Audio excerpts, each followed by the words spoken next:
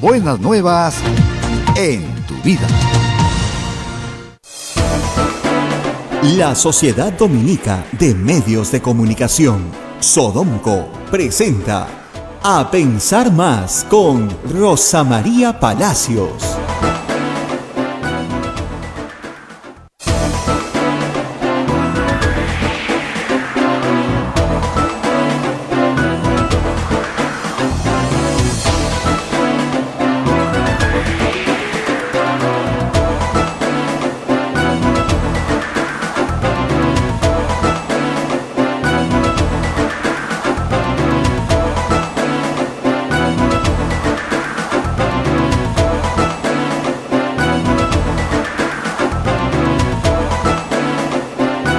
Señoras y señores, muy buenos días, bienvenidos a Pensar Más con Rosa María Palacios a través de las emisoras de la Sociedad Dominica de Medios de Comunicación.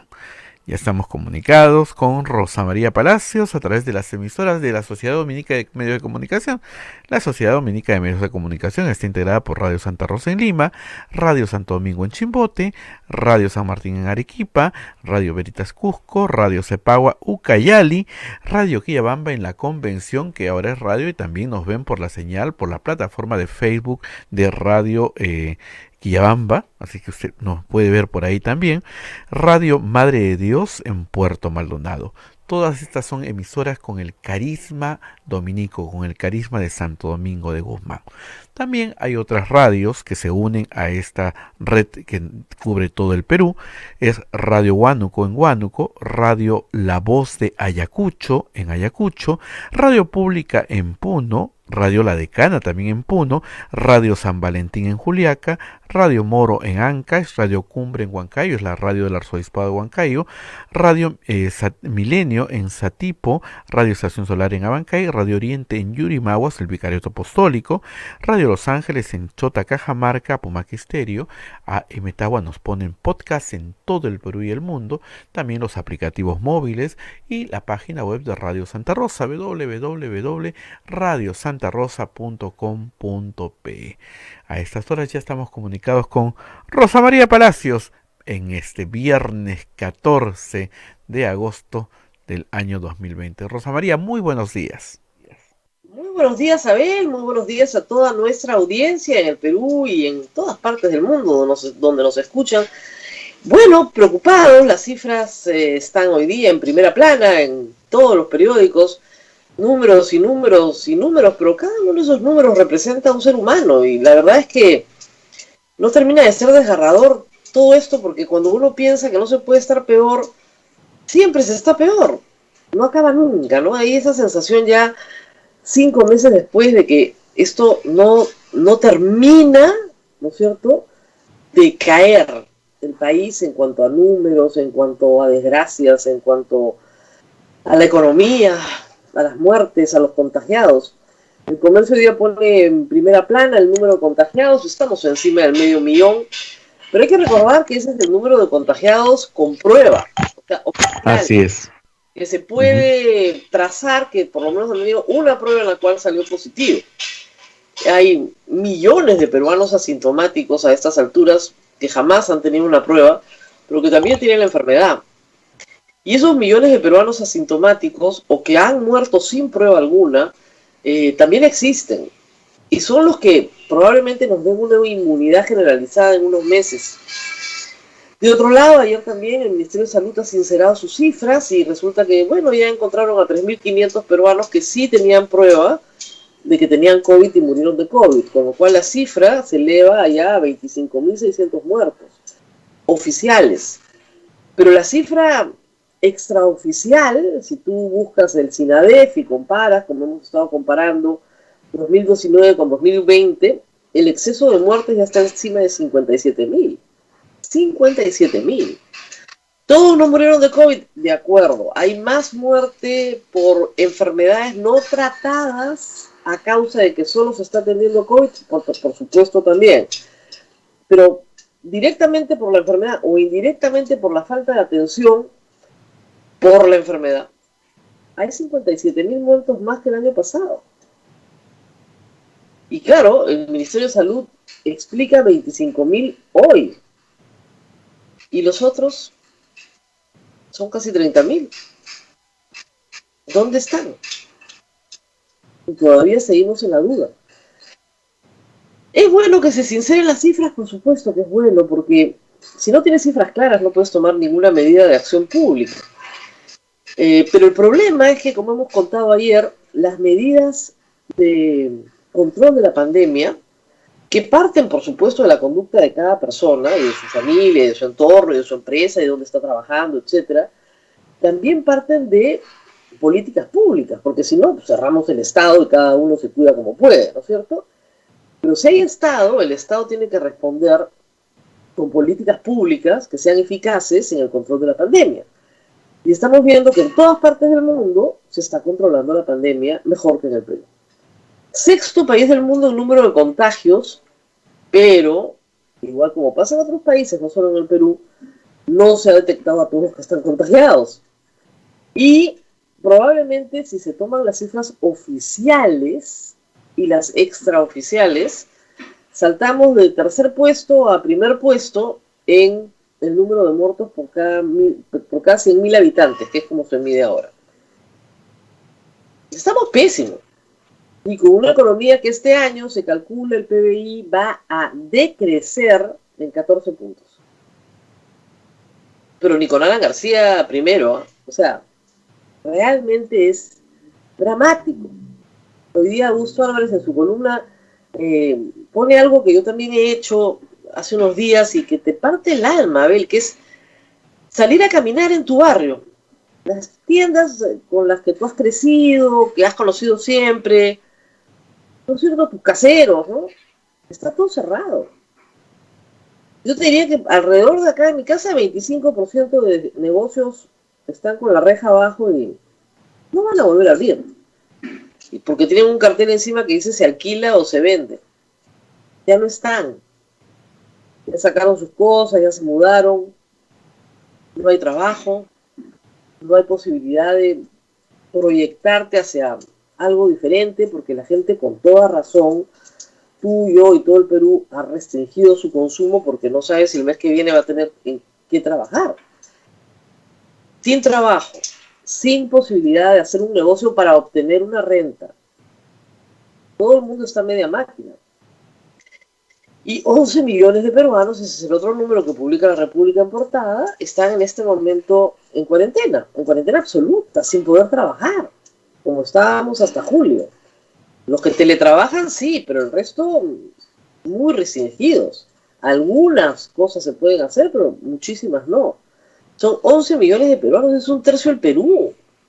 Y calculábamos ayer con el exministro Miguel Castilla, que esa paralización de un tercio del Perú por un mes puede ser 2 puntos del PBI. Es así de dramático. Eso no nos dicen. O sea, claro, como los periódicos se hacen en Lima, todo el mundo cree que, digamos, Lima no está en cuarentena absoluta, entonces no pasa nada.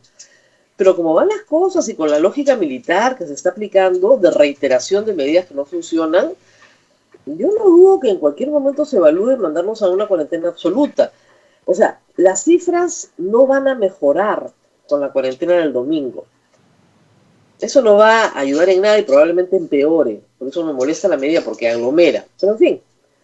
Pero cuando en 3 semanas se dan cuenta que los contagios siguen creciendo, ¿qué cosa va a hacer el gobierno? La única cosa que sabe hacer, que es encerrarnos a todos de nuevo. No va a hacer otra cosa. Porque ya no hay forma de pedirle que hagan pruebas moleculares. Han dicho que van a comprar 1 millón. Ojalá. Pero las pruebas moleculares masivas con laboratorios, las mismas empresas que te venden las pruebas moleculares te ponen el laboratorio. Con laboratorios que identifican al contagiado y a su entorno y lo aíslan. Esa ha sido la clave en todas partes del mundo. Identificas a la persona que está enferma, identificas como positivos a su entorno familiar y los encierras a todos 15 días, casa por casa. Y por supuesto, para encerrarlos a todos 15 días, les tienes que poner comida en la puerta. porque si no, de hambre no van a morir, ¿no es cierto? Si no les pones comida en la puerta, van a seguir saliendo y van a seguir contagiando. Eso se llama rastreo, identificación, llámenlo cerco epidemiológico, llámenlo como quieran. Pero desde marzo de este año no ha habido especialista que yo haya escuchado que no haya pedido al gobierno que haga eso, y la respuesta siempre ha sido, ya lo estamos haciendo, sí, ahorita viene, por supuesto, sí, estamos armando unos equipos, tenemos unas brigadas, nadie las ha visto. Eso para que funcione tiene que ser masivo, no es para hacerlo en una cuadra, ¿no? Es para hacerlo en grandes ciudades masivamente. ¿Y qué haces ahí? Cortas el contagio, pues. Si la persona asintomática que vive con una persona contagiada se va a trabajar, esa persona asintomática está enferma, y está enferma transmitiendo la enfermedad. Contagia a 2, a 3 o a 4. Aunque contagia a 2, ya la situación es grave. Tiene que contagiar en promedio a menos de 1 para que se pueda controlar la pandemia. Si contagia a 2, estamos perdidos. Entonces, ¿por qué no aislamos a esa persona? Es la pregunta que cualquiera que me está escuchando se hace, ¿no? Aislemos a esa persona. Claro, es lo lógico, hay que aislar a esa persona, no a todas las personas, a esa persona. ¿Y cómo la identificamos? Por el entorno. Todo su entorno está sano y hay una persona en su entorno contagiada. Ah, no. Vamos a revisar el entorno entero. Eso se llama rastreo de contactos.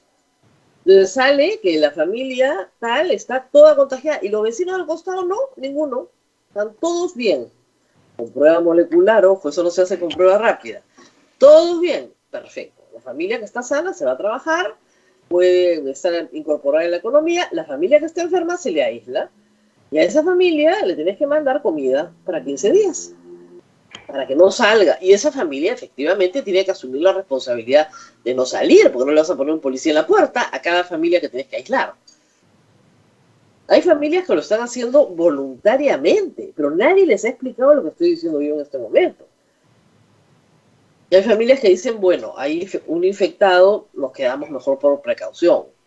Conozco gente en una oficina que encontraron a una persona que se había contagiado, hicieron el test a 30, nadie más, pero de todas maneras por precaución cerraron 2 semanas la oficina. Esa es la forma de trabajar. Pero ese es un trabajo fino, y acá quieren al bulto, ¿no? Los encerramos a todos, pues ya está. Oye, pero la economía, la posibilidad de aglomerar en otros días, que también es crítica. O sea, mira, yo de verdad, entre una medida como solo cerrar el domingo y otra medida como cerrarlos todos los días, yo prefiero que nos cierren todos los días. O sea, es más eficaz que nos cierren solo el domingo. El domingo, esto miren, es como el dióxido de cloro, ¿ya? No solamente no te va a curar, sino que te puede hacer daño. ¿Ya? Lo del domingo es, no solamente no va a reducir la tasa de contagio, sino que también hay la posibilidad de que haga daño. ¿Para qué lo vamos a hacer? Y con la visión punitiva, ¿no? Esa es la única cosa nueva. Más multas, más represión, más detenciones, y en respuesta, lamentablemente, más violencia. Cuando el Estado, su respuesta es la violencia, la respuesta del pueblo es la violencia también. Hemos visto ayer gente respondiendo a pedradas a los operativos de fiscalización en Gamarra. Violencia contra violencia. ¿Eso es lo que queremos? Hasta ahora la respuesta del pueblo peruano ha sido muy pacífica, en términos generales, muy pacífica. No ha habido protesta, ha habido sumisión. Pero si la respuesta va a ser represión y represión y represión, podemos estar cultivando además una situación de violencia, ¿no? Así estamos, a ver. Como dice Augusto Álvarez hoy día, es si Dios existe, que por favor nos ayude. Yo sí creo que existe y yo creo que nos está ayudando, porque la tasa de mortalidad podría ser muchísimo más alta. Pero no vemos que haya una nueva... Mira, la idea del cambio de gabinete, la salida de Ceballos y de Zamora, era un nuevo aire con una nueva estrategia. Entonces, se presentó el presidente, se presentó el primer ministro, y inmediatamente después la doctora Massetti nos decía qué iban a hacer, ¿no es cierto?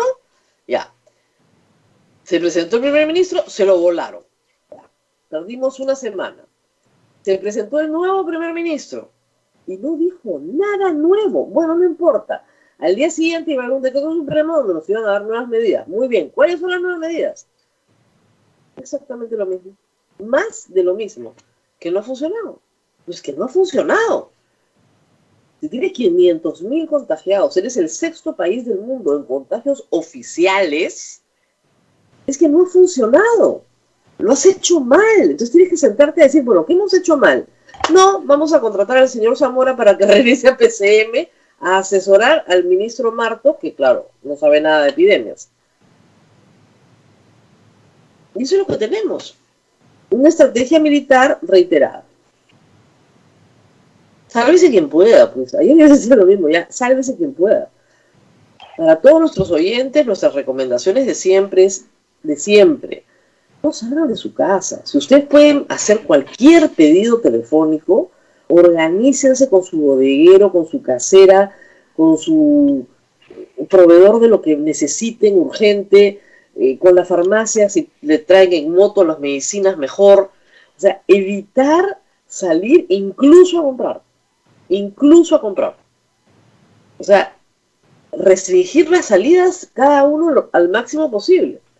Claro, nunca falta que tienes una consulta médica, que hay una mudanza, que hay algún evento que realmente una gestión bancaria, que te obligan a ir, como decía ayer el Miguel Castilla, lo obligan a ir al Banco de la Nación, va todo disfrazado. Ya, perfecto, vas protegido, ahí sí, distancia social, protección todo el tiempo, no sacarte la máscara, lo que ya sabemos, pero evitar salir. Los que tienen que salir a trabajar, que son una proporción importante de la población, tienen que salir a trabajar tomando todas las medidas de seguridad posibles, ¿no? Hay gente que está gastando en taxi lo que no ha gastado nunca en su vida porque, bueno, ¿qué hace? Pero si vas a gastar en taxi, bueno, contrata a uno que sea siempre el mismo. Ya queda con el señor del taxi para que te recoja. Abel tiene un señor del taxi que ya lo recoge a cierta hora y lo regresa a cierta hora. Y siempre es el mismo. Y uno va pues así, pero embadurnado en gel de arriba abajo, ¿no? Sí. Si no hay otra forma, María. Y no tocas nada, sentadito así, y llegas a tu casa y te metes a la ducha y la ropa a la lavadora y ya, ¿no? Pero, en serio, como dicen, puede ser muy escrupuloso. Si uno tiene que salir a trabajar, muy escrupuloso. Mucha gente no tiene esa posibilidad de pagar un taxi, donde va solo y con la ventanita abierta, ventilado, ¿no? Las habitaciones ventiladas siempre. Ventilar las habitaciones es muy importante. Entonces, no te alcanza. Bueno, entonces esperas, aunque tengas que esperar más o levantarte más temprano para ir en el micro más vacío que puedas encontrar. Esa es la única solución que hay. Hay gente que ya se enfermó, hay gente que ya es inmune, pero no sabe cuánto tiempo va a durar la inmunidad. Nadie lo sabe hasta ahora. No hay un estudio terminado en esa materia. Se supone que si ya lo tuviste, tienes una inmunidad, tienes los anticuerpos en tu cuerpo de 3 a 6 meses más o menos. Eso te da una protección, con lo cual puedes ir a trabajar tranquilo en realidad, si ya lo tuviste. La buena noticia es que, según el Ministerio de Salud, aunque muchos han cuestionado el estudio, pero el Ministerio de Salud no lo ha desacreditado todavía, 2.700.000 limeños y chalacos ya la tuvieron. O sea, el 25% de la gente ya la tuvo y puede ir a trabajar, porque ya la tuvo. Pero ¿cómo sé si ya la tuvo? Te tienen que hacer un examen. El examen de ELISA para ver si tienes o no tienes la carga de anticuerpos suficientes. Pero si tienes la carga de anticuerpos suficiente, significa que ya la tuviste. Y eso te da una tranquilidad enorme para seguir haciendo tus cosas, porque a las personas a las cuales les ha repetido, que es la preocupación de la Organización Mundial de la Salud, les ha repetido de una manera muy leve. No ha sido mortal. Ya han sobrevivido, ya su cuerpo reconoce el virus. Eso es lo que sabemos hasta ahora, no sabemos más. Y como ustedes saben, acá la información es cambiante semana a semana. Sabemos sí que los mayores tienen más riesgo de morir, por lo tanto, si usted vive con una persona que tiene más de 65 años, aunque sea llorando, le tiene que rogar que no puede salir. O sea, ni siquiera hacer una gestión de banco, no puede salir. Y hay adultos mayores que viven solos y están saliendo a buscar comida. Ahí la comunidad, la iglesia, los vecinos, la familia, tiene que organizarse para mandarle todo al aporte de su casa. Yo sé que es difícil porque hay gente muy sola, pero de verdad hay que organizarse. Mucho de nuestra audiencia vive en el extranjero y tiene familia mayor en Lima. Y nos dicen, ¿qué hago? Mira, una prima, un amigo, alguien que le haga las compras por teléfono y se las mande al aporte de su casa, pero que no salga. Porque si sale se va a contagiar y si se contagia se muere. Lamentablemente para personas de 65 años. El otro problema, Abel, que es muy complejo en este momento, y que eso es algo que no se entiende en el Estado, de lo cual no se dice una palabra, es el cuidado de las personas adultos mayores que necesitan alguien que los cuide. ¿Ok? Hay adultos mayores que pueden cuidar de sí mismos, no salen, su familia les manda las cosas a la puerta de la casa, perfecto. Pero hay personas de más de, que te digo, 80 años, que sí necesitan una enfermera, una técnica, o tal vez una persona con una pequeña capacitación, pero que puede acompañarlas porque son personas que no pueden ir al baño solas, porque si se caen, ¿no es cierto?, no las encuentra nadie hasta muchas horas después. Entonces, las personas que están en ese servicio entran y salen. Lamentablemente entran y salen. Y en ese servicio no puedes entrar y salir, porque las personas que entran y salen se contagian afuera y llevan la enfermedad adentro. Ellas sobreviven, probablemente son más jóvenes, pero más personas cuidando. Entonces, eso no se dice. El problema número uno de los doctores ahorita geriatras es este. Lo primero que te preguntan es quién cuida a las personas mayores acá. Entonces dices, 2 personas que están encerrados con ellos hace 5 meses. ¡Ay, qué suerte, qué buena noticia! Porque la otra es que a la persona que cuida, al adulto mayor, le tengas que hacer prueba molecular todas las semanas. Y es carísimo. Vale 400 soles hacer una prueba molecular. Entonces no puedes hacerle a una persona todas las semanas una prueba molecular. A los médicos clínicas sí se están haciendo, pero al personal que va a la casa a cuidar a adultos mayores, todas las semanas les vas a hacer prueba, una vez al mes tal vez y como mucho. Entonces, ese tipo de problemas no se está viendo. Eso no es culpa de la gente.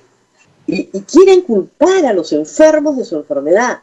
¿Qué culpa tiene una persona de 85 años que está sola y que necesita que durante el día la vengan a bañar, la vengan a vestir, la acompañen al baño, y que esa persona que entra a su casa todos los días o una vez por semana se va a su casa y después regresa, le trae la enfermedad? ¿Qué culpa tiene?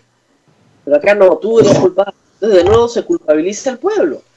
Y ahí tenemos los 25.000 muertos, pues, Abel. Así es. Personas que han sido cuidadas, básicamente, por otras personas que con toda buena voluntad los estaban cuidando y les llevaron la enfermedad de la calle. Ese es el problema número 1 hoy día con los adultos mayores. ¿Quién los cuidaba? Los cuidaba una persona que estaba enferma. Y no sabía que estaba enferma porque es completamente asintomática. ¿Cómo haces para cambiar eso? Bueno, tienes que tener un sistema en el cual tengas personas que se comprometan 1 o 2 meses, 2 meses, a no moverse de una casa con un adulto mayor y luego rotar a una persona que entra con una prueba molecular y está completamente sana, o ya se enfermó, ya está de alta y ya no tiene carga viral. Entonces, así es, Rosa María. Bueno, ya estamos con el presidente de la Comisión de Educación, el señor Dioses. Vamos a hacer una pequeña pausa, ¿no, Abel? Vamos a la pausa, Rosa María, y antes de ir a la pausa, permíteme decirte, durante la pausa vamos a poner algunos banners que algunas parroquias, algunos vicariatos nos han enviado desde el interior del país, que están haciendo su campaña de oxígeno. Entonces, sí. En la pausa vamos a poner los banners para que ustedes tomen nota y ahí están los números de cuenta, todo. También quería mencionar antes de irnos a la pausa, me escriben desde, a ver, dice auxilio. De las parroquias de la selva y centro del Perú hemos comprado plantas de oxígeno de la PUC y el MINSA nos acaba de bloquear con una ficha técnica nueva que saca del mercado por un... Te voy a contar lo que ha pasado, Abel, porque es un escándalo y es una vergüenza para el Ministerio de Salud, pero realmente es una vergüenza. IDL Reporteros han revelado esta historia, como tú dices, las parroquias de la selva también están en el mismo problema. Esto es contra la Iglesia y contra la Universidad Católica, pero con nombre y apellido, y esto es dedicado desde el MINSA. ¿Qué ha pasado? Monseñor Barreto, ¿te acuerdas? Nos contó con mucho esfuerzo, consiguió dinero para 2 plantas. Se contactó con la Universidad Católica, que ha desarrollado una tecnología muy económica, pero muy eficaz, y te ponen la planta donde tú quieras, pero baratito, o sea, no es una cosa carísima, ¿ya? Muy bien, tenían todo listo para trasladar a Huancayo y mira, la comunidad, la iglesia, le donaban al Hospital Regional de Huancayo todo el oxígeno con esta planta que habían comprado. O sea, para el Estado gratis, donado por la gente. Muy bien, todo listo. O sea, les puso 1000 problemas, ¿ya? 4 días de trámites en la DIGEMIT, finalmente ya sacaron el permiso. Cuando estaban listos para llevar a instalar, el Ministerio de Salud ha sacado ahorita una ficha técnica que dice que si tienes un filtro con aceite, ya no vale tu planta. Y las plantas de la Católica, que son baratas y eficaces, sí tienen estos filtros con aceite que no perjudican en nada, el oxígeno que recibe el paciente. Es como si yo te dijera, mira, Abel, vamos a curarte, ¿ya? Pero si no te traen en helicóptero, no te puedo curar. Oiga, pero yo voy a llegar en un taxi. No, en helicóptero, porque el helicóptero es lo mejor. Pero señor, yo solo tengo un taxi. Ah, no, taxi, pero me va a transportar igual al hospital. Llego igualito, igual me va a curar. No, muérete en el camino. Si no llegas en helicóptero, no entras. Es exactamente lo mismo. Y el problema es que esto, como te digo, es contra la iglesia, porque ya es el colmo. Esto es asesinar a la gente. Sí, no hay otro motivo.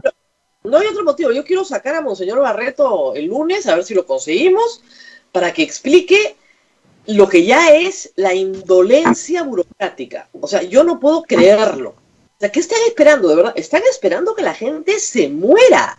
En el MINSA prefieren que la gente se muera a que les regales oxígeno. Porque la planta no tiene técnicamente un filtro que a ellos no les gusta, porque hay unos filtros mejores que no usan aceite.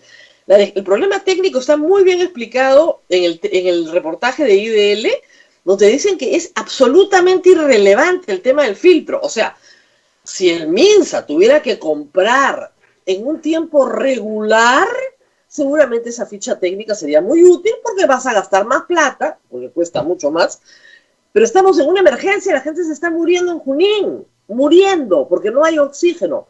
Y el MINSA prefiere que no les des nada, antes de aceptar una donación de la Iglesia Católica. Esto es como el tema de la Southern y Ceballos, y Zamora, es bien parecido.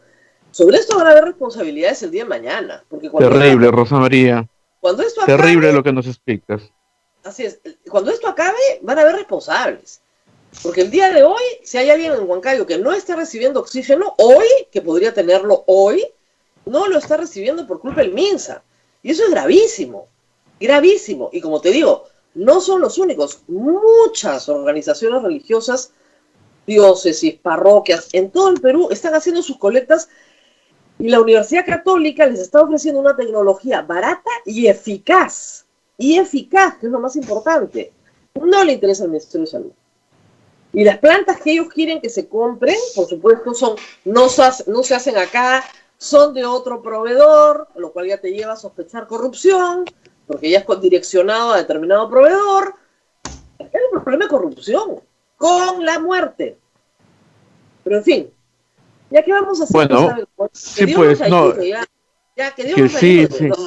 Y, No nos no, maten y de esto por si acaso para nuestros oyentes y los que están siguiendo nos están escribiendo desde Oxapampa, desesperados, auxilio, desde Oxapampa, y cumplimos con trasladar y un llamado a la ministra de Macetti, ¿no? Porque que intervenga directamente. Ojalá Creo que ni se ha enterado. Creo que ni se ha eso enterado. debe pasar. Claro, muchas veces pasa eso.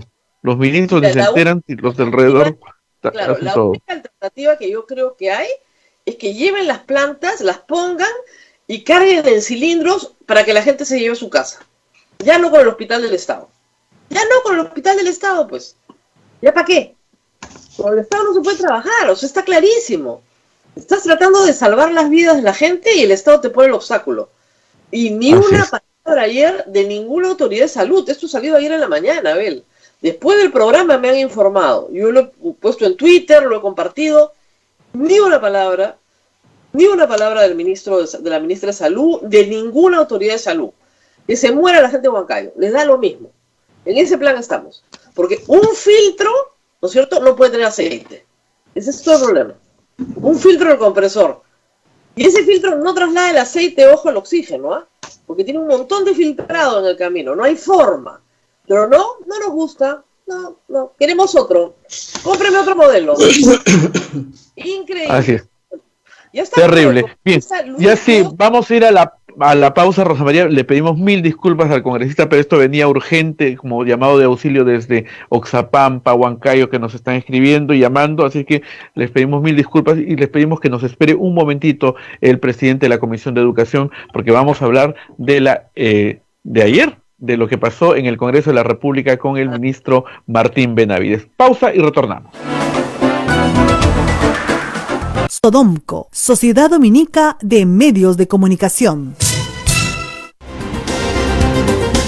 ¿Quieres dejar de usar lentes? ¿Mejorar tu salud visual?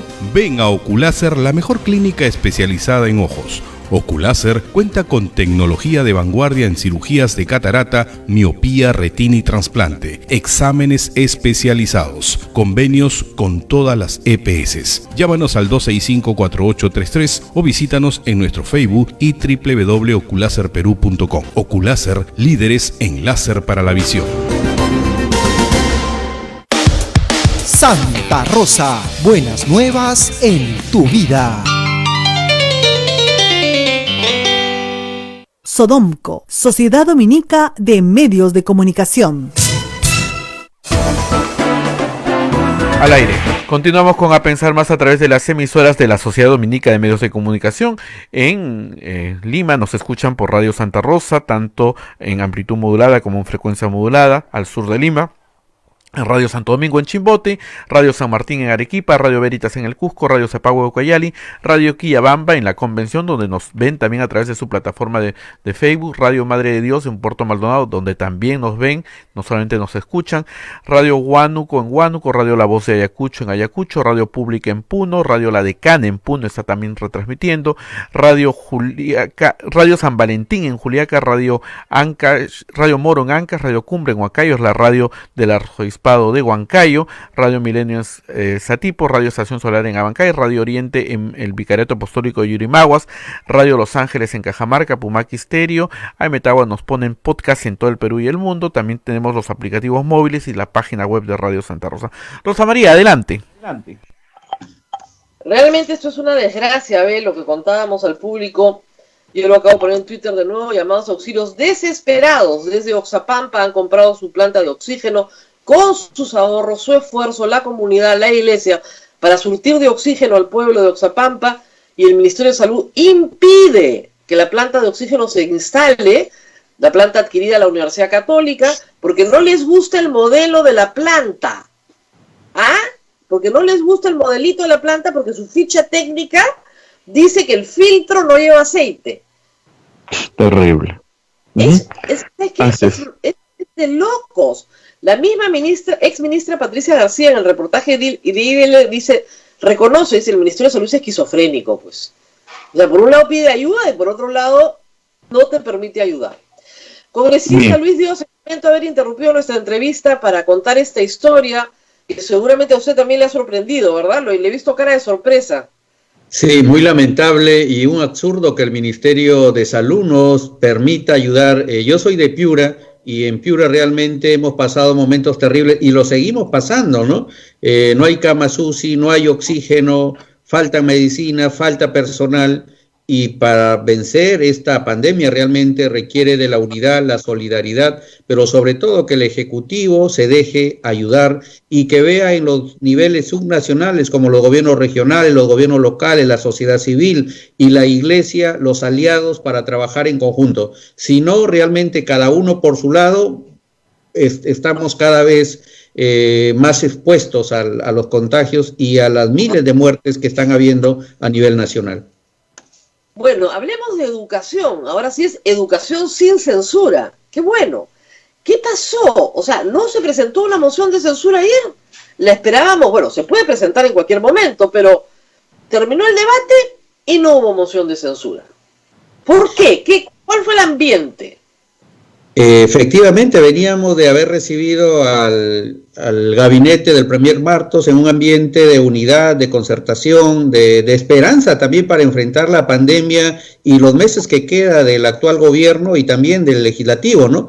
Entonces, el día de ayer, en la interpelación al ministro, las 33 preguntas del pliego interpelatorio fueron respondidas y saludo la presencia del ministro y el respeto que tuvo al momento también de responder de manera lógica, precisa las preguntas planteadas, tanto por FREPAD, Unión por el Perú, Fuerza Popular y otro grupo político que presentaron el pliego interpelatorio. Entonces, con estas respuestas creo que los grupos políticos que presentaron este pliego quedaron sin ánimo de ir al segundo momento, que sería la censura, que no necesariamente después de la interpelación también se presenta, ¿no? Porque si queda aclarado, digamos, el tema, se levantó la sesión y no ha sido presentado, y de acuerdo al artículo 131 se ha dado el trámite que corresponde, ¿no?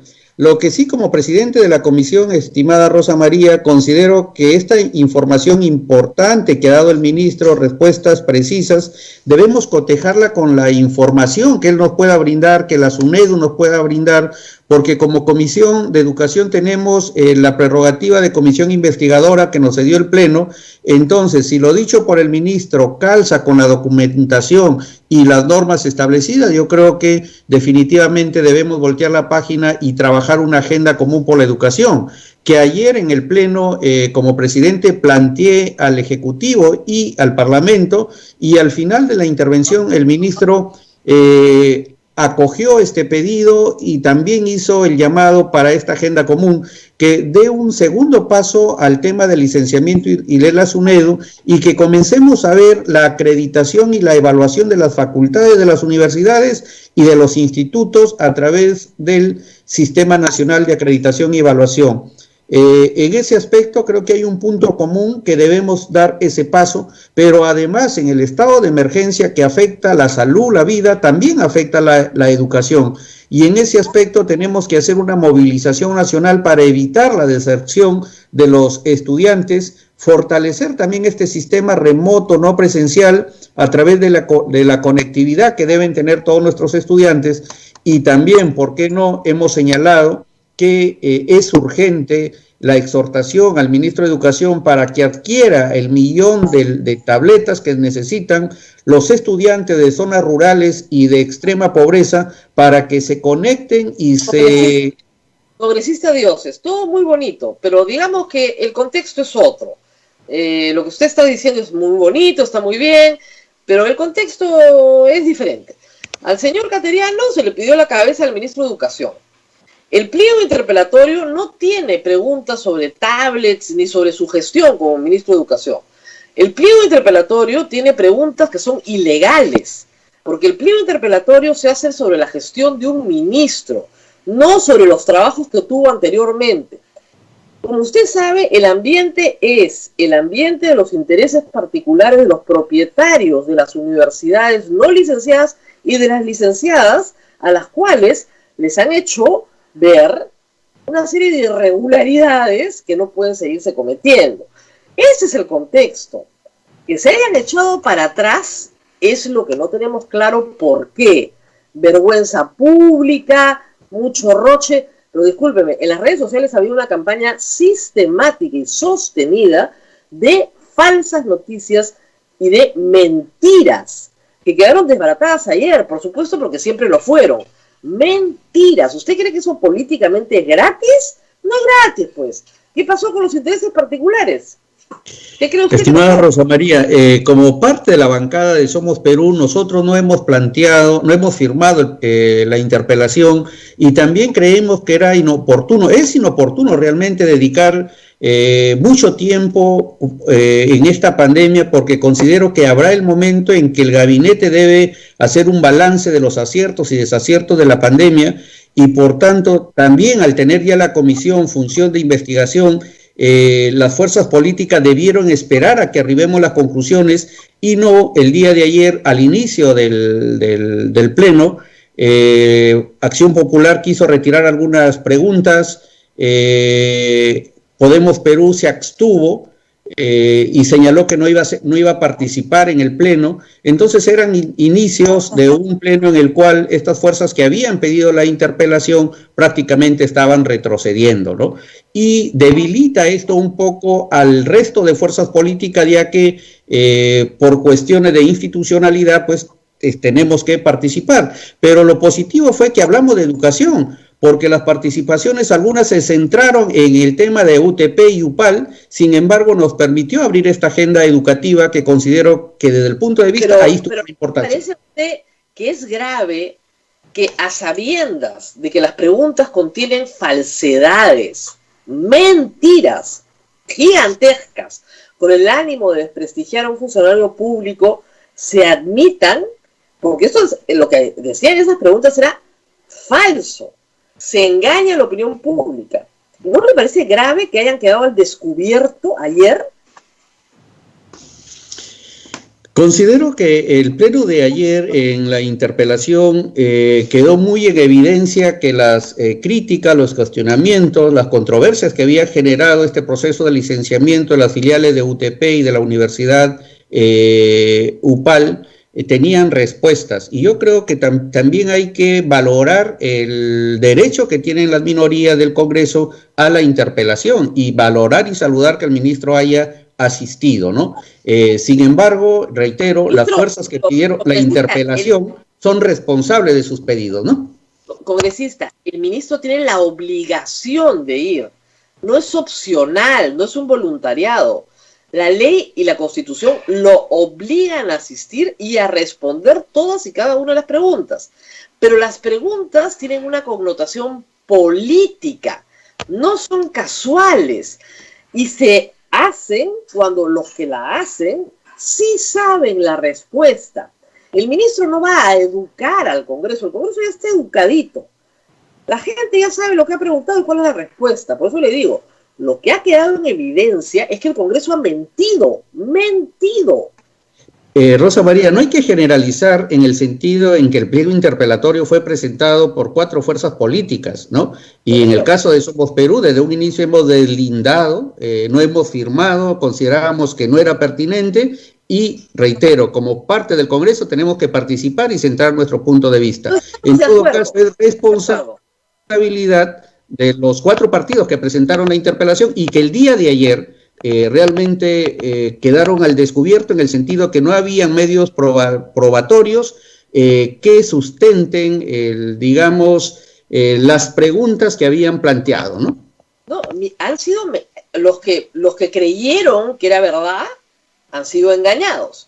Pero para que alguien crea que algo es verdad, hay un engañador, alguien lo engañó. La señora Céspedes, vocera del FREPAP, nos dijo en este programa que lo de la UTP era verdad, que ella había estado en Ica y que sí, que era verdad, pero con una pasión bíblica, ¿ok?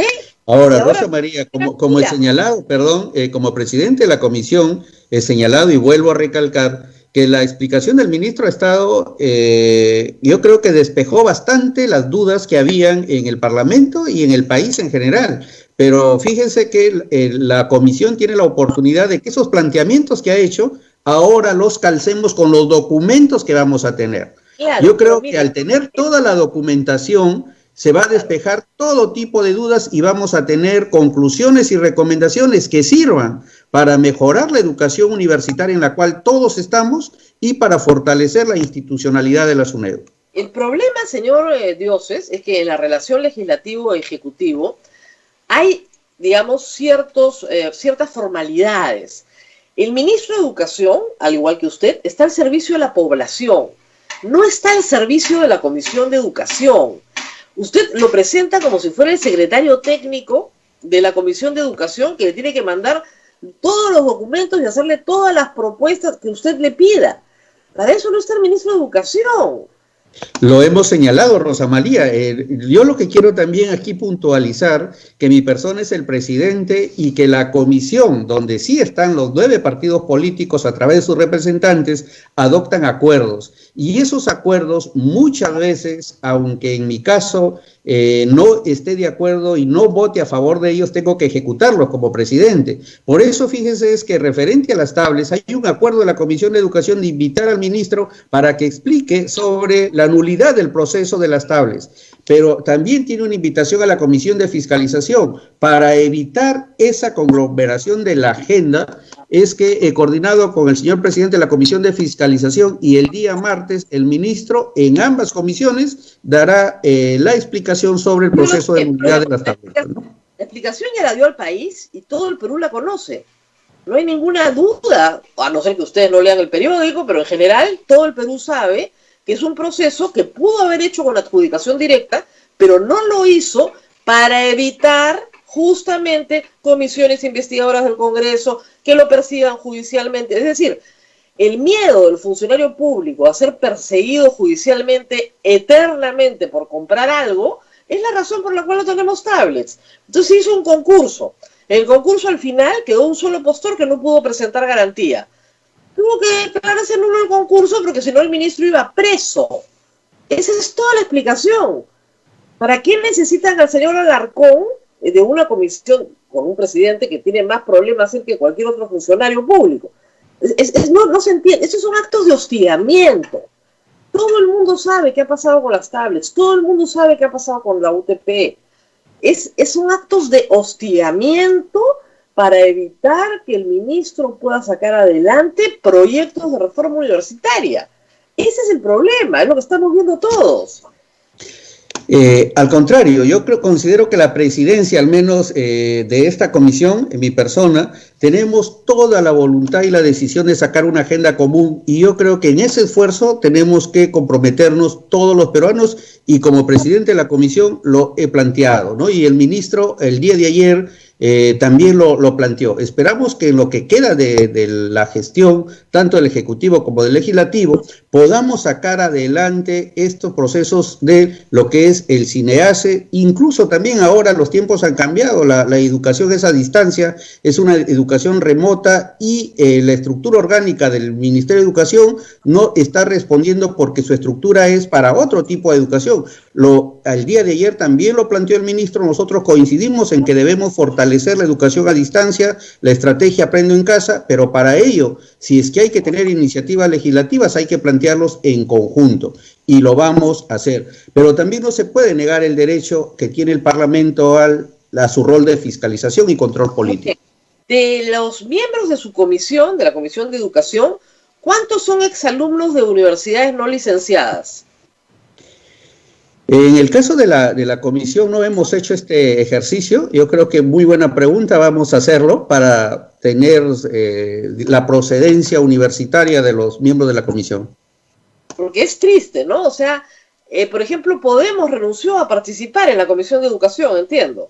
Retiró sus representantes, tenía 2 representantes, y señaló que para que no lo involucren en estos temas, retiraba su miembro, ¿no? Claro, pero le dio el sitio, ¿no es cierto?, a gente de Fuerza Popular. Efectivamente, acreditó luego. A un exalumno de Telesub. No tengo la información, Rosa María, vamos a averiguarla para tener esa información.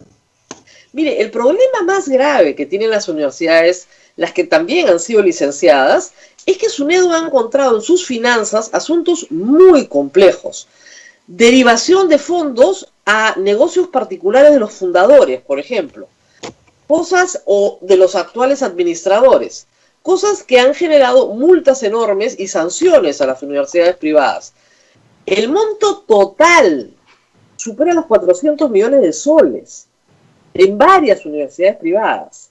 Y eso es esa información se señaló ayer en el Pleno, pero también se señaló el por qué se habían sancionado estas universidades y por qué también no fueron licenciadas el número de universidades, tanto particulares, que son en su gran mayoría, porque solo una es pública, ¿no? Hasta la fecha. Entonces, yo creo que en ese aspecto, y una conclusión importante, al menos que manifestaron todos los grupos políticos, es que están de acuerdo con la reforma universitaria, es decir, están de acuerdo con las decisiones que adoptó la SUNEDU. Ahora, una cosa es decirlo y otra cosa es practicarlo. Esperamos que de aquí en adelante, con esas expresiones públicas, realmente trabajemos por una agenda común que el país esté esperando y no insistir en estas controversias que no ayudan a avanzar al país. Mire, parece ser que entre el negocio y la candidatura presidencial ha primado la candidatura presidencial, pero hasta hace 2 semanas primaba el negocio. ¿Qué puede haber cambiado? Usted es un político, tiene que saber qué pasó ahí, qué cambió. Mucho roche, mucha vergüenza, ha estado olfateando en el camino. ¿Qué pasó?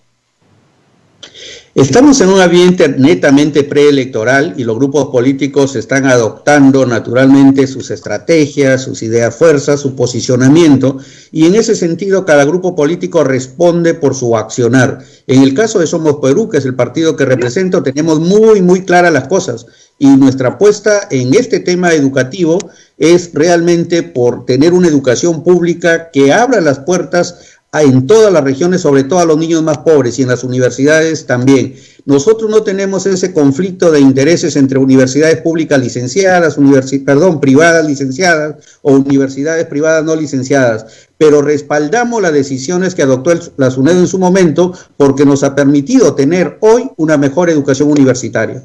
Somos Perú y el Partido Morado han respaldado siempre la reforma universitaria, eso es verdad. No han pedido la cabeza de nadie, no han votado en contra de ningún primer ministro, se han cuidado mucho. Pero el resto no. El resto ha puesto sobre la mesa, ¿no es cierto? Como usted sabe, el ministro de Educación ha sido, como institución, uno de los más perseguidos en este quinquenio. 2 cayeron en censura. O sea, Saavedra y Martens. Y obviamente todos los demás han sido perseguidos por Con mis hijos no te metas, por el tema del programa educativo, la SUNEDU, etcétera. Ha sido un bocadito el Ministerio de Educación políticamente. ¿Usted cree que vamos a tener paz de acá por lo menos hasta 28 de julio del próximo año? ¿Paz? Es lo que buscamos, paz, diálogo, concertación, el Perú primero, la apuesta por la educación. Lo que sí yo quiero asegurar desde la presidencia es que el presidente, mi persona, garantiza una objetividad, una imparcialidad realmente en los temas educativos del país. Que para ello tengamos que debatir arduamente en la comisión, todas las posiciones deben ser escuchadas, sin embargo debemos cada vez más adoptar decisiones que favorezcan la educación y no que sean, que entorpezcan o que obstruyan reformas que yo creo que todos los peruanos estamos de acuerdo. Señor Dioses, usted es docente, ¿verdad?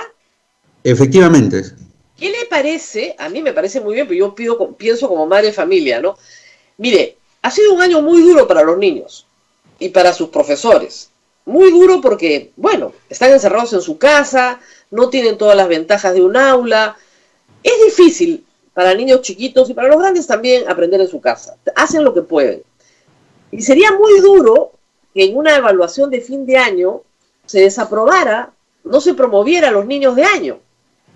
¿No sería mejor que se promoviera a todos los niños con cargo a exámenes de certificación el próximo año? Bueno, primero que dentro de los países de América Latina, el Perú no tiene un año perdido en educación. No es un año perfecto, pero no es un año perdido.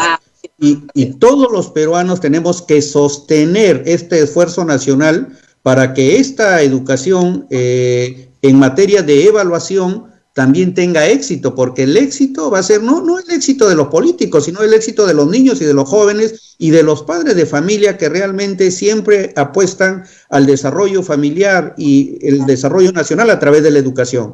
En ese aspecto, el tema de evaluación de las competencias es un tema en el cual debemos hacer el máximo esfuerzo y más allá de criticar o cuestionar, buscar las salidas para que la evaluación de las competencias tenga resultados positivos. En ese aspecto, más que plantear una propuesta personalista, yo creo que habría que tener una mesa de trabajo tanto con el Ministerio de Educación, el Congreso, la sociedad civil y algunas entidades educativas para encontrar aquella fórmula que permita que la evaluación cualitativa o cuantitativa que al final se estila a dar no perjudique a los estudiantes. Es mi propuesta. Y Lo que me parece es que no se le puede decir al niño que él ha fracasado, pues, ¿no? Definitivamente que no, o sea, eso está por descontado, ¿no? Los niños y los jóvenes están haciendo grandes esfuerzos de sus casas para educarse, y soy testigo de ello, y soy testigo también del esfuerzo que están haciendo los maestros, así que ese esfuerzo debe ser valorado por todos, y que no es un fracaso el trabajo en general que estamos haciendo. Eso tampoco quiere decir que sea perfecto, ¿no? No. Que hay limitaciones, que hay que superar cosas, pero tenemos que hacerlo de manera conjunta. No, evidentemente no es lo mismo, porque todas las habilidades sociales que un niño adquiere en un aula no las adquiere ahora. Eso es evidente, ¿no? Lamentablemente no va a aprender cosas que se aprenden en una clase, ¿no? No se aprende solidaridad. Por ello es que en ese esfuerzo se debe tener los contenidos mínimos básicos que debe asegurar un niño en las circunstancias actuales, porque no es una educación presencial. Entonces debe haber un paquete, un componente de los contenidos mínimos básicos que debe lograr el niño, ¿no? Y sobre eso se dé la promoción al grado siguiente y el próximo año, si es que se vuelve a la educación presencial, hacer el reforzamiento correspondiente. Exactamente, para poder armar todos los paquetes el próximo año, hacer como si fuera un solo año seguido, digamos, los 2 años, y completar los contenidos el próximo año. Pero teniendo en cuenta el avance que se ha hecho en esta educación virtual, porque se está avanzando. Ahora, también la educación virtual, nos dijeron el otro día, ha llegado para quedarse, y parece que, por ejemplo, para capacitaciones de maestros, puede ser una gran herramienta. Costaba mucha plata ir hasta un sitio muy alejado. Ahora se puede capacitar, no le digo con perfección, pero masivamente a un costo mínimo y de manera mucho más permanente. ¿Qué piensa usted de estas ventajas? Bueno, como maestro, sé de las plataformas virtuales que hay a través de Perú Educa. Se está llegando en plataformas a cerca de 500,000 de maestros en un solo curso, ¿no? Entonces es un gran logro que eso sí no ha surgido ahora, ¿no? Hay que reconocer que ese es un esfuerzo del Ministerio de Educación que viene de años atrás, pero que ahora en las circunstancias actuales se le da el valor que tiene. Considero que es importante y que también ahí ya depende del maestro que realmente quiera conectarse y quiera capacitarse, porque la información está realmente ahora más cercana a través de la educación virtual. ¿Cuál es su especialidad? Mi especialidad es de lenguaje y literatura, de educación secundaria. ¿Y hace cuánto tiempo que no está en un aula con chicos? Mire, yo hace 10 años que no estoy en el aula, pero he trabajado como maestro de aula y como director de colegio y sé la realidad educativa de la escuela pública. Bueno, espero también, antes de despedirnos, que todas las escuelas que están por construirse en Piura terminen de construirse, porque ahí hay un problema de infraestructura muy grave todavía después del Niño, pero creo que tengo la esperanza, y me imagino usted también, que se puedan construir en este proceso que hay ya con la cooperación inglesa, de poder terminar las escuelas, ¿no es cierto? Ustedes tenían en Piura un problema. Hay 74 escuelas que están consideradas en este convenio de gobierno a gobierno, Perú con el gobierno británico, ¿no? Esperamos pues que, porque estuve también, le comento, visitando el tema de la Videna, donde está la infraestructura que se construyeron para los panamericanos bajo esta modalidad, y realmente es una infraestructura impresionante, según el director ejecutivo, es una de las mejores en Latinoamérica, y si esta experiencia de gobierno a gobierno dio buen resultado, los piuranos y los pueblos que sufrimos los estragos del fenómeno del Niño, hemos cifrado las esperanzas para que los hospitales, los colegios y el encauzamiento de quebradas y los drenajes pluviales se hagan realidad. Esperamos que estos 74 colegios realmente que están dentro del proceso de reconstrucción se hagan lo más pronto posible. ¿Y algún colegio en el que usted enseñó está dentro del proceso?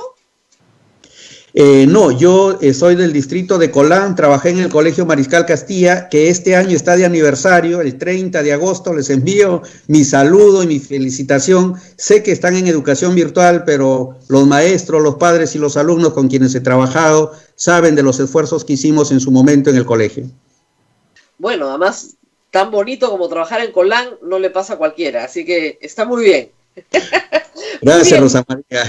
Muchísimas gracias, congresista. Siga así. Le ha tocado una comisión difícil, no es fácil, y le ha tocado un año dificilísimo para la educación peruana. Sí, es una comisión bien difícil, complicada, compleja, pero yo creo que el Servicio por el Perú nos dará la sapiencia para encontrar el equilibrio que el país necesita. Muchas gracias, Rosa María, por la oportunidad. Y que viene la paz. Rosa María. A ver, preguntas de Abel, preguntas del público. Abel es maestro también. Más que preguntas, hay un pedido que investigue a sus integrantes y que publique quiénes son de qué universidad. Es lo que quiere saber la gente. De qué universidad, si están licenciadas o no, por qué había tanto interés. Eso. Así que quedamos pendientes con eso, congresista. Bien, muchísimas gracias. Gracias, buenos días. Gracias, congresista. Muchas gracias. Nosotros nos tenemos que despedir también, Abel, porque hoy día hay misa del Señor de la Justicia. Sí. A las 9:05 el padre ya nos comienza a decir que salgamos. Tiene toda la razón. Así que nos tenemos que ir despidiendo. Que nos ayude el Señor de la Justicia, porque hoy día sí lo necesitamos mucho, para que encontremos realmente justicia, ¿no? Justicia para todos los pueblos que necesitan oxígeno, que han comprado sus plantas y que el Ministerio de Salud le impide colocarlas. Esto es realmente, Abel, es indignante, de verdad, es indignante. Sí. Vamos a ver si no hay respuesta. Yo creo que el Monseñor Barreto puede estar con nosotros el lunes explicándonos la gravedad del problema, de nuevo, porque estuvo con nosotros hace unos días explicándonos la gravedad del problema también. Él había encontrado esta solución, había encontrado el dinero, había encontrado la tecnología, nos dijo incluso con mucha alegría que podían poner 2 plantas, una en Jauja y otra en Huancayo, surtir a los hospitales de salud y del Estado, y con esto paliar esta espantosa necesidad. Y en el MINSA les dicen que no. Al MINSA no le cuesta 1 centavo la planta. 1 centavo, eso lo está poniendo el pueblo. Así es. O sea, no, como decía, eso es como eso del perro del hortelano de Alan García, ¿no? No come ni deja comer. O sea, no te pone el oxígeno, pero no deja que tú pongas oxígeno. Porque no le gusta el filtro, la mucha técnica, ¿no? Entonces, oiga, señor, es eficaz. Sí da oxígeno. ¿Usted va a dar oxígeno? No. Yo sí, pero no me gusta su filtro. ¿De qué estamos hablando? Por eso es que muchas veces las cosas no funcionan en el Perú. Bueno, esperemos. Sé que la DIGEMIT ha pegado el grito en el cielo, y la DIGEMIT está apoyando al obispo y que están diciendo esto no puede ser. Sé que hay funcionarios en el Ministerio de Salud que son sensatos y están diciendo esto es un disparate. Pero esperemos que la sensatez pues prevalezca, ¿no? Prevalezca sobre la estupidez y que permitan finalmente que las personas reciban oxígeno el lunes, a más tardar. La necesidad es inmensa. Mire, es como si yo tuviera comida para repartir, ¿no es cierto? Y me sentara sobre ella. Y dijera, no, nadie come. ¿Cómo que nadie come? Nadie come. Yo no quiero. ¿Qué es esto? Está para repartir. El oxígeno está para repartir y no lo puedes repartir porque no les gusta el filtro. Qué horror, Dios mío. En fin, a la gente Rosa María ya transmitió su mensaje también. Oxapampa, Huancayo, todas las parroquias del Perú, estamos poniendo en los comerciales los banners de todas las parroquias. Dos cositas, Rosa María, antes de irnos, por si acaso, al ministro Zamora lo invitamos muchas veces, nunca quiso venir. A la señora Macetti, porque me están pidiendo por qué no invitamos, desde que era presidenta del comando COVID, la estoy invitando. Siempre no tengo tiempo de parte, no sé si será de ella o de su equipo, no sé, ¿no?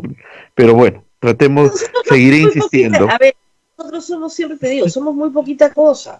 Entonces, ¿para qué van a venir de nosotros? Tienen que ir donde los más importantes. Pero nosotros, eso sí, nos vamos a ocupar de los temas igual, ¿ah? Así vengan o no vengan. Este es un asunto demasiado grave para ser pasado por alto, ¿no? O sea, nos tenemos que ocupar del tema exactamente igual.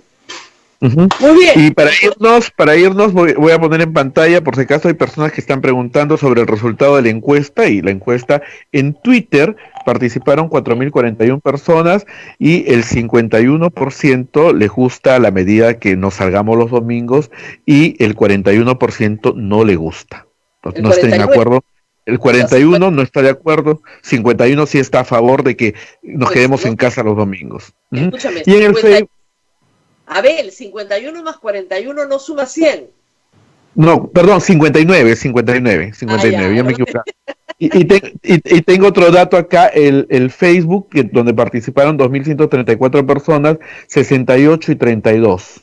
68 y 32, 68 están contentos con la medida y 32 no les gusta la medida. Esa es la respuesta. Un tercio estamos en desacuerdo, no es poco, ¿eh? Porque vemos que esto es, como les digo, es como el dióxido de cloro. No solamente no ayuda, que bueno, no ayudar ya, pero bueno, si es inocuo, ¿qué importa? No, esto perjudica, son las dos cosas. No solamente no ayuda, sino que también perjudica. Y lo primero en medicina, ¿qué es? Lo primero es no dañar. Bueno, eso es lo primero. Nos vamos, Rosa María, que ya nos están llamando. Sí, el padre Luis Enrique se molesta. Muy bien, nos vemos. Muchísimas gracias, nos vemos el lunes a colaborar con todas las parroquias y todos los vicariatos que están organizando las teletones de el oxígeno. Cuídense mucho, chao, chao. Chao, Rosa María, nos vemos, chao.